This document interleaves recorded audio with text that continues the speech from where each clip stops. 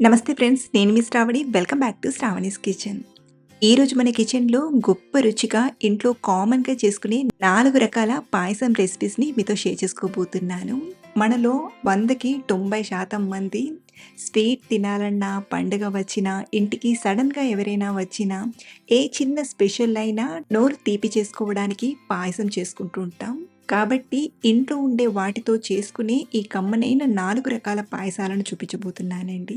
మంచి రుచిగా క్రీమీ కన్సిస్టెన్సీతో పర్ఫెక్ట్‌గా చేసే మెథడ్‌ని చూపించబోతున్నానండి. మరి లేట్ చేయకుండా ఈ 4 రకాల టేస్టీ పాయసాలను ఎలా చేయాలో వన్ బై వన్‌గా ఇప్పుడు చూసేద్దాం రండి. మన ఫస్ట్ రెసిపీ వచ్చేసి రైస్ పాయసం. ప్రతి ఒక్కరూ ఈ రైస్ పాయసాన్ని చాలా ఈజీగా చేసుకోవచ్చు. అలాగే టేస్ట్ కూడా చాలా చాలా బావుంటుంది. ఒక్కసారి ఈ పాయసాన్ని ట్రై చేశారంటే ప్రతి పండక్కి స్వీట్ తినాలనిపించినా డెఫినెట్‌గా ట్రై చేస్తారు. మరి లేట్ చేయకుండా ఈ రైస్ పాయసాన్ని ఎలా చేయాలో ఇప్పుడు చూద్దాం రండి. ఇక్కడ నేను ముందుగానే ఒక 2 టేబుల్ స్పూన్ల రైస్‌ని ఒక అరగంట ముందే కడిగి నానబెట్టాను. ఇలా నానబెట్టడం వలన బియ్యం అనేది త్వరగా ఉడుకుతుంది. ఈ గిన్నెను పక్కన పెట్టేసి ఇంకొక గిన్నెని తీసుకోండి. ఇందులోకి మరో 2 టేబుల్ స్పూన్ల బియ్యం తీసుకోండి. అంటే ఒక పావు కప్పు బియ్యం తీసుకొని బాగా కడగండి.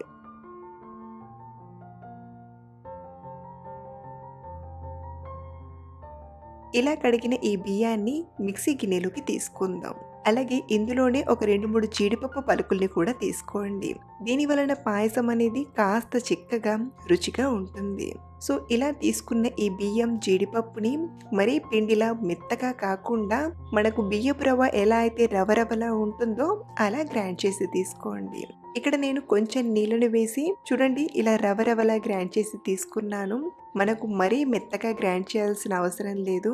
ఇలా రవరవ గ్రైండ్ చేస్తే పాయసం కన్సిస్టెన్సీ అనేది చాలా బాగుంటుంది. ఇప్పుడు మరో పక్కన స్టవ్ ఆన్ చేసి ప్యాన్లోకి ఒక 2, 3 టీ స్పూన్ల నెయ్యిని తీసుకొని డ్రై ఫ్రూట్స్ని ఫ్రై చేసుకుందాం. నెయ్యి వేడయ్యాక ఒక 2 టీ స్పూన్ల చొప్పున బాదం, జీడిపప్పు పలుకుల్ని తీసుకొని దోరగా ఫ్రై చేయండి. ఇవిలా లేత బంగారు రంగులోకి ఫ్రై అయ్యాక ఇందులోనే మరో 2 టీ స్పూన్ల కిస్మిస్లను వేసి బాగా ఫ్రై చేయండి. ఇలా ఫ్రై చేసిన ఈ డ్రై ఫ్రూట్స్ని నెయ్యితో సహా ఒక గిన్నెలోకి తీసుకొని రెడీగా పక్కన పెట్టండి. ఇప్పుడు ఇదే ప్యాన్లోకి 1 లీటర్ పాలను తీసుకుందాం. ఇక్కడ నేను పాలను ఆల్రెడీ వేడి చేశాను కాబట్టి ఆ పాలని యూజ్ చేస్తున్నాను.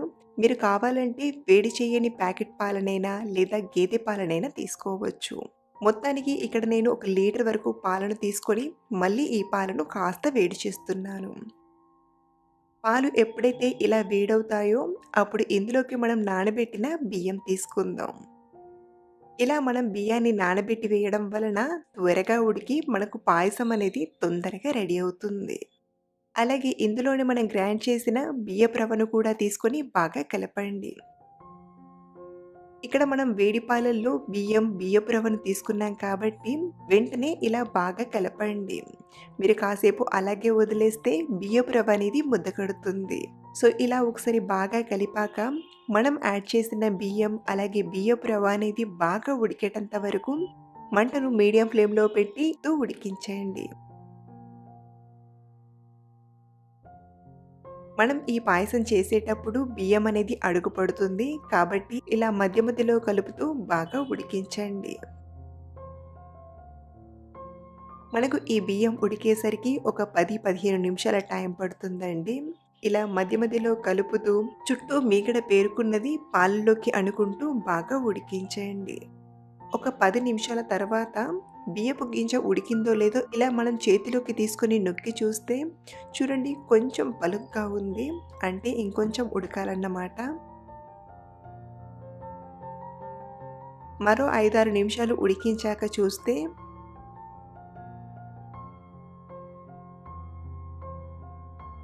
చూడండి రైస్ అనేది బాగా ఉడికింది. సో ఇలా మనకు బియ్యం బాగా ఉడికిందంటే రవ్వ కూడా చక్కగా ఉడికిపోయి ఉంటుంది. అలాగే పాయసం కన్సిస్టెన్సీ కూడా చాలా కరెక్ట్‌గా ఉంది.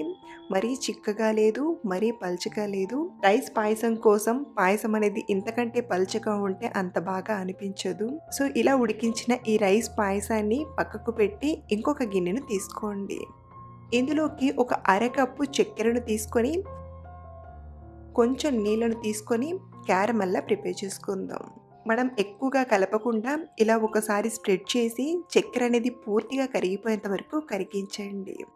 నేనిక్కడ క్యారమెల్ పట్టి పాయసాన్ని చేస్తున్నాను కదా! మీరు ఇలా కాకుండా డైరెక్ట్‌గా చక్కెరను పాయసంలో వేసైనా చేయొచ్చు. అలా వేసి చేసిన రుచి ఒకలా ఉంటే, ఇలా క్యారమెల్ పట్టి చేసిన రుచి మరోలా ఉంటుంది. మొత్తానికి ఈ 2 రుచులు కూడా చాలా బావుంటాయి. ఇలా తీసుకున్న ఈ చక్కెరను మనం కలుపుతూ ఉండగానే చక్కెర అనేది పూర్తిగా కరిగిపోతుంది. ఇలా కరిగిపోయాక మంటను మీడియం ఫ్లేమ్‌లో పెట్టి మరో 2 నిమిషాలు ఇలాగే ఉడికించామంటే చక్కెర అనేది కొంచెం కలర్ మారుతూ బంగారు రంగులోకి వస్తుంది. చూడండి కాస్త కలర్ మారడం స్టార్ట్ అయింది కదా! ఇలా స్లోగా కలుపుతూ ఇంకొంచెం కలర్ మారేంత వరకు ఉడికించండి. మనం ఈ టైంలో మంటను ఎక్కువగా పెడితే క్యారమెల్ అనేది మాడిపోయి పాయసం చేదొస్తుంది. కాబట్టి మాడిపోకుండా మంటను లో ఫ్లేమ్‌లో పెట్టి ఇలా కలుపుతూ ఇది ఇలా మంచి బంగారు రంగులోకి వచ్చేంత వరకు ఉడికించండి. ఇప్పుడు స్టవ్ ఆఫ్ చేసేసి మనం ఉడికించి పెట్టిన రైస్ పాయసాన్ని తీసుకొని మరోసారి కలపండి. పైన అట్టులా పేరుకుపోయింది కదా! సో, ఇలా ఒకసారి కలిపి ఇప్పుడు ఇందులోకి మనం తయారు చేసిన క్యారమెల్‌ని స్లోగా తీసుకొని మిక్స్ చేసుకుందాం. మొత్తం ఒకేసారి తీసుకుంటే పొంగిపోయినట్టుగా, చిల్లినట్టుగా అవుతుంది. కాబట్టి ఇలా స్లోగా తీసుకొని బాగా కలపండి. ఇలా ఒకసారి బాగా కలిపాక మళ్ళీ స్టవ్ ఆన్ చేసి ఒక 2 నిమిషాలు పాయసాన్ని ఉడికించండి. అంటే మనం ఇలా క్యారమెల్‌ని తీసుకున్నాక పాయసం మళ్ళీ ఉడకడం స్టార్ట్ అయిందంటే మనకు పాయసం తయారైపోయినట్లే. ఇప్పుడు ఇందులోకి అర టీ స్పూన్ యాలకుల పొడిని, అలాగే ఫ్రై చేసిన డ్రై ఫ్రూట్స్‌ని నెయ్యితో సహా తీసుకొని బాగా కలిపామంటే కమ్మగా నోరూరించే క్యారమెల్ రైస్ పాయసం తయారైపోయింది.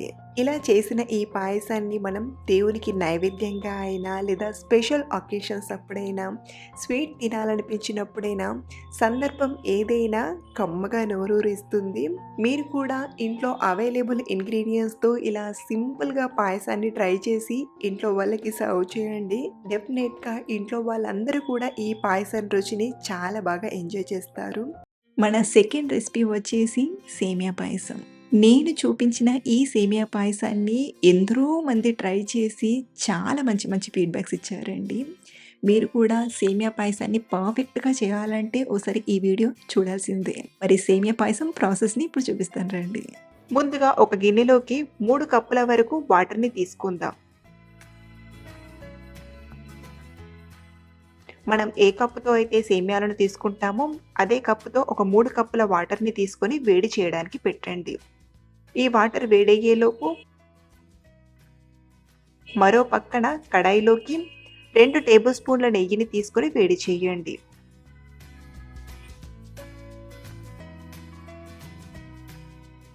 నెయ్యి వేడయ్యాక 2 టీ స్పూన్ల జీడిపప్పు పలుకుల్ని, అలాగే 1 టీ స్పూన్ బాదం ముక్కల్ని, 1 టేబుల్ స్పూన్ ఎండు కొబ్బరి ముక్కల్ని వేయండి. ఈ పాయసంలో ఎండు కొబ్బరి అనేది చాలా బాగుంటుంది. మీరు కావాలంటే పచ్చి కొబ్బరినైనా తీసుకోవచ్చు. వీటిని దూరగా లైట్ గోల్డెన్ కలర్లోకి వచ్చేదాకా బాగా ఫ్రై చేయాలి. ఇవి ఇలా కొంచెం ఫ్రై అయ్యాక ఇందులోనే 1 టీ స్పూన్ వరకు కిస్మిస్లను వేసి బాగా ఫ్రై చేయండి. ఇవి ఇలా మంచి కలర్లోకి వచ్చేదాకా ఫ్రై చేసి ఒక గిన్నెలోకి తీసుకొని రెడీగా పక్కన పెట్టండి. ఇప్పుడు ఇదే నెయ్యిలోకి 1 కప్పు వరకు సేమియాను తీసుకొని ఫ్రై చేసుకుందాం. మీడియం ఫ్లేమ్‌లో ఒక 4, 5 నిమిషాలు ఫ్రై చేస్తే సేమియా అనేది బాగా ఫ్రై అయ్యి మంచి కలర్లోకి వస్తుంది. హై ఫ్లేమ్‌లో కాకుండా మీడియం ఫ్లేమ్‌లోనే ఇలా కలుపుతూ ఇలా మంచి కలర్ వచ్చేదాకా బాగా ఫ్రై చేయండి. మరో పక్కన వాటర్ కూడా వేడయ్యాయి. ఇలా బాగా ఫ్రై చేసిన సేమియాలోకి వాటర్‌ని కొంచెం కొంచెంగా వేసి కలపండి.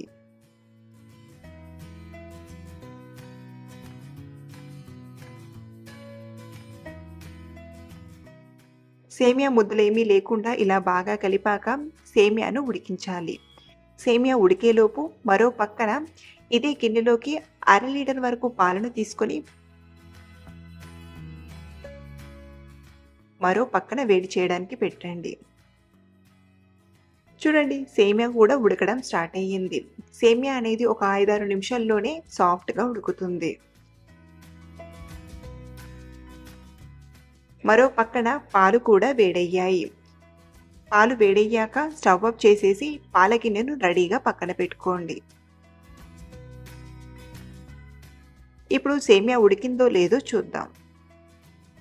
ఇలా కొంచెం తీసుకొని మనం నొక్కి చూస్తే సేమియా ఉడికిందో లేదో తెలిసిపోతుంది. ఇలా సేమియా బాగా ఉడికాక ఇప్పుడు ఇందులోకి మనం కాచిన 1/2 లీటర్ వరకు పాలను యాడ్ చేసుకుందాం. మీరు కావాలంటే పాలను ఈ ప్లేస్‌లో సగం యాడ్ చేసి సేమియా పాయసం పూర్తిగా కంప్లీట్ అయ్యాక మిగతా సగం యాడ్ చేసుకోవచ్చు. కానీ ఇక్కడ నేనైతే పూర్తిగా పాలను యాడ్ చేస్తున్నాను. ఇలా పాలను యాడ్ చేశాక ఒకసారి బాగా కలపండి. ఇలా ఈ స్టెప్స్‌తో పాయసం చేస్తే పాయసం అనేది చిక్కబడదు. అలాగే టేస్ట్ కూడా చాలా బావుంటుంది. ఇప్పుడు ఇందులోకి టేస్ట్‌కి సరిపడా షుగర్‌ని యాడ్ చేసుకుందాం.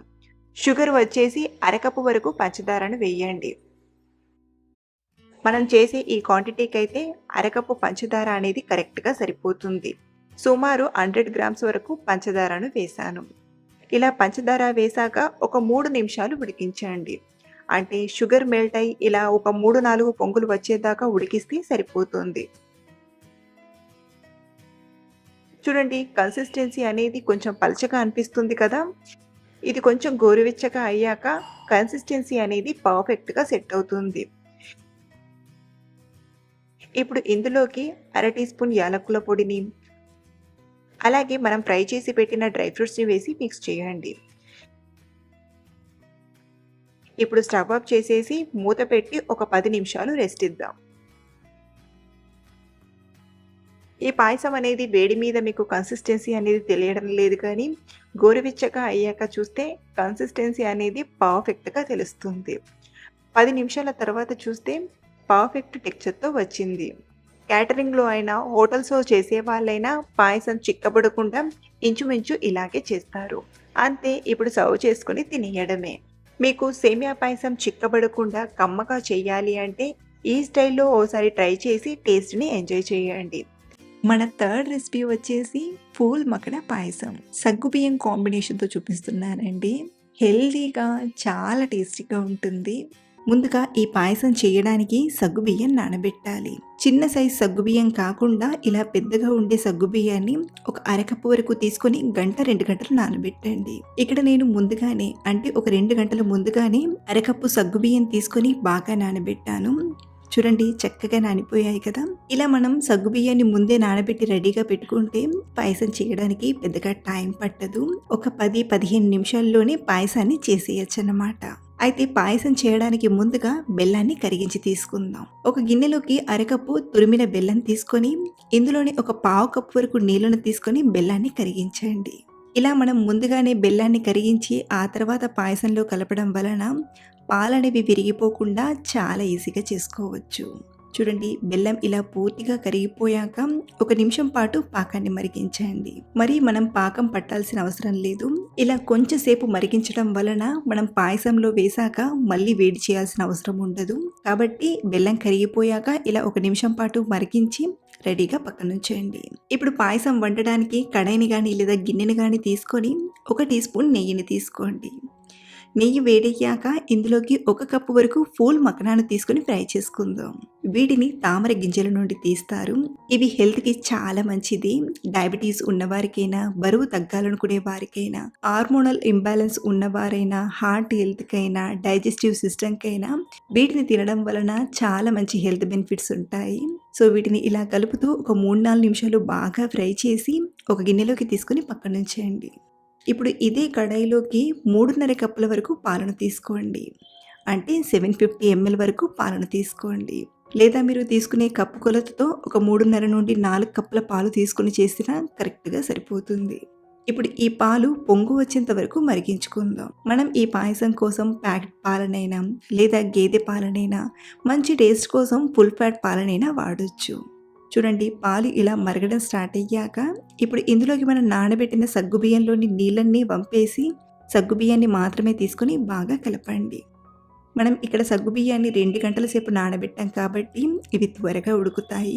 అదే మీరు ఒక 30-40 నిమిషాలు నానబెట్టారనుకోండి, సగ్గుబియ్యం ఉడకడానికి టైం పడుతుంది. అలాగే ఇందులోనే కొద్దిగా కుంకుమ పువ్వును కూడా తీసుకొని సగ్గుబియ్యంతో పాటు బాగా మరిగించండి. ఒక పక్కన ఈ పాయసాన్ని మధ్య మధ్యలో కలుపుతూ ఉడికిస్తూనే మరో పక్కన ఒక చిన్న మిక్సీ గిన్నెలోకి 10-12 బాదం పప్పు పలుకుల్ని తీసుకోండి. అలాగే 1 టీ స్పూన్ పిస్తా పప్పుని కూడా తీసుకోండి. మీరు కావాలంటే ఈ పిస్తా పప్పుకి బదులుగా ఒక 10 జీడిపప్పులనైనా తీసుకోవచ్చు. అలాగే ఇందులోనే మంచి ఫ్లేవర్ కోసం 4-5 యాలకులను తీసుకొని మెత్తగా గ్రైండ్ చేయండి. ఇలా గ్రైండ్ చేసి పాయసంలో వేయడం వలన పాయసం రుచి అనేది చాలా బాగా వస్తుంది. సో ఇలా గ్రైండ్ చేసిన పొడిని రెడీగా పక్కన నుంచి మరో పక్కన మనకు సగ్గుబియ్యం ఉడికిందో లేదో చూద్దాం. చూడండి, ట్రాన్స్పరెంట్గా చక్కగా ఉడికిపోయాయి కదా. ఇలా సగ్గుబియ్యం ఉడికిన తర్వాతే ఇందులోకి మనం గ్రైండ్ చేసిన బాదం పొడిని తీసుకోండి. ఇలా బాదం పొడిని తీసుకొని అంతా కలిసేలా బాగా కలపండి. అంటే మనం ఈ బాదం పొడిని తీసుకున్నాక వెంటనే కలపాలి, లేదంటే బాదం పొడి అనేది ముద్దలు కడుతుంది. లేదా మీరు కావాలంటే ముందుగానే బాదం పొడిని నీళ్ళల్లో డైల్యూట్ చేసైనా పాయసంలోకి తీసుకోవచ్చు. సో ఇలా అంతా కలిసేలా బాగా కలిపాక మరొక 2 నిమిషాలు ఉడికించండి. మరి మనం ఎక్కువసేపు ఉడికించాల్సిన అవసరం లేదు. ఇలా బాదం పొడి వేయగానే ఇది కొంచెం చిక్కబడి ఇలా క్రీమీగా వస్తుంది. ఇప్పుడు ఇందులోకి సన్నగా తరిగిన కొన్ని బాదం పప్పు ముక్కల్ని, అలాగే ఫ్రై చేసి పెట్టిన పూల్ మక్కన తీసుకొని స్టవ్ ఆఫ్ చేసేసి ఒకసారి బాగా కలపండి. పూల్ మక్కన తీసుకున్నాక ఉడికించాల్సిన అవసరం లేదండి, ఈ వేడికి అవి మెత్తబడిపోతాయి. చూడండి, మనకు పాయసం ఇలా కొంచెం చిక్కగా ఉన్నా ఇందులోకి మనం బెల్లం నీళ్ళను తీసుకునేసరికి కరెక్ట్గా వస్తుంది.